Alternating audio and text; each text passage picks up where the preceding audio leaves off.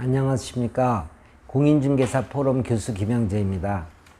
일주일 전에 유튜브 첫 방송을 내보낸 이후 여러분과의 약속대로 중개업에서의 인내심에 대해서 살펴보도록 하겠습니다. 9.13 조치 이후에 상당한 침체기가 왔습니다. 거의 1년 정도요.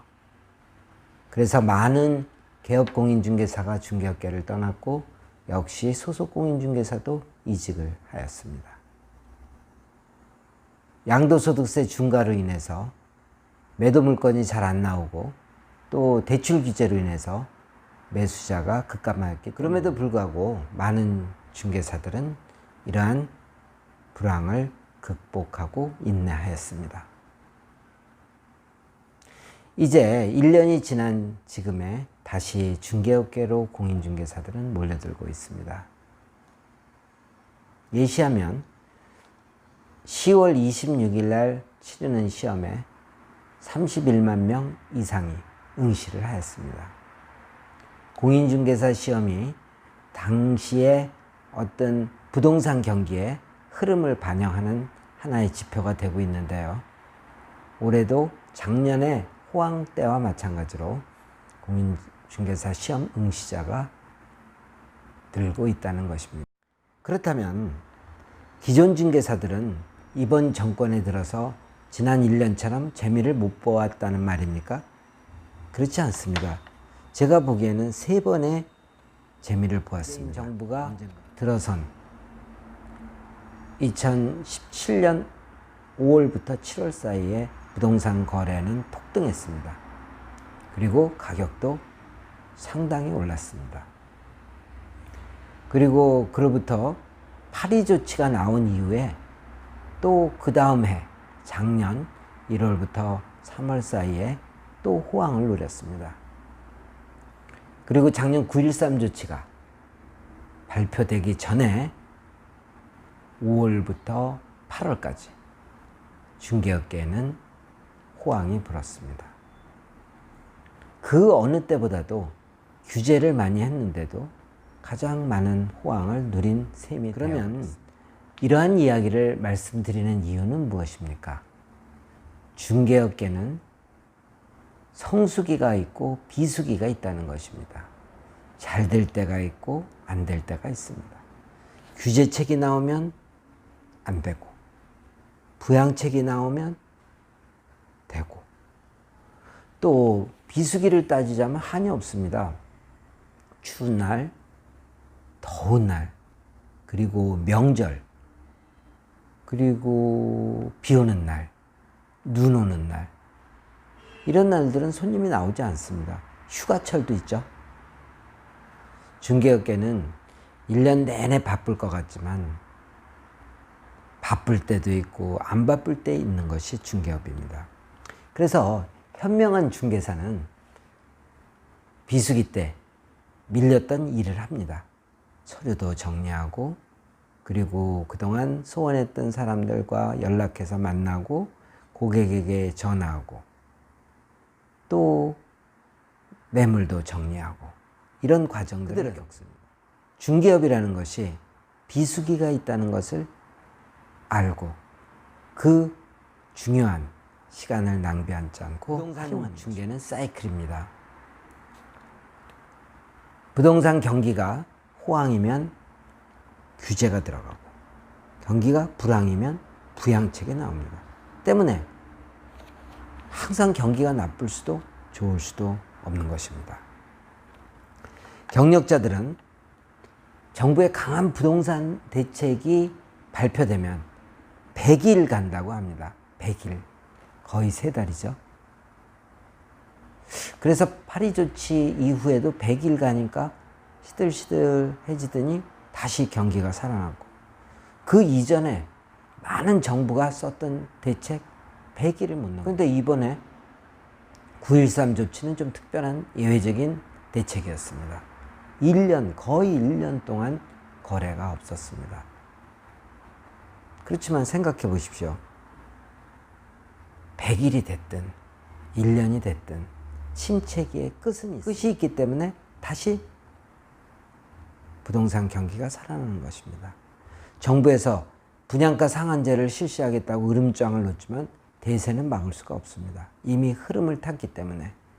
그리고 전반적인 경기가 안 좋은 상황에서 부동산 경기만 죽일 수가 없는 상황입니다. 분양가 상한제를 실시하더라도 아주 국지적인 대책이 될 것이며 부동산 경기에는 큰 영향이 없으리라 사료됩니다. 불황에 폐업하고 호황에 맞춰 개업하면 한 타임이 늦습니다. 불황에 개업해서 호황을 기다려야 됩니다. 그리고 불황을 잘 견디면 호황을 맞이할 수 있습니다. 그러나 불황에 폐업하는 사람은 호황을 기대할 수 없습니다. 또 호황 때 서둘러서 개업하면 이미 먹을 게 없습니다. 이렇게 기회주의적으로 행동하는 사람은 제일 미련한 사람입니다. 중개업은 인생 역경과 같습니다. 여러분의 인생 역정을 한번 돌아보십시오. 아주 상승 기류를 타고 하는 일마다 잘 되는 이런 인생 행로가 있었는가 하면 하는 일마다 안 되고 꼬이고 힘들고 이런 인생이 있었지 않습니까? 부동산도 마찬가지입니다. 항상 잘 되면 빌딩, 상가 여러 채 있겠네요. 그죠? 안 될 때도 있고 잘 될 때도 있습니다. 좋은 날도 있고 나쁜 날도 있습니다. 단 잘하는 사람들은 경기가 좋을 때 돈을 모아놨다가 경기가 침체하면 그때 또 그 현명한 중개사는 경기가 호황일 때 부동산을 살 수 있는 만큼 사두고 경기가 불황일 때 또 정리해서 쓰는 겁니다. 확실한 거 한 가지는 이들이 중개업계를 떠나지 않는다는 거래가 것이죠.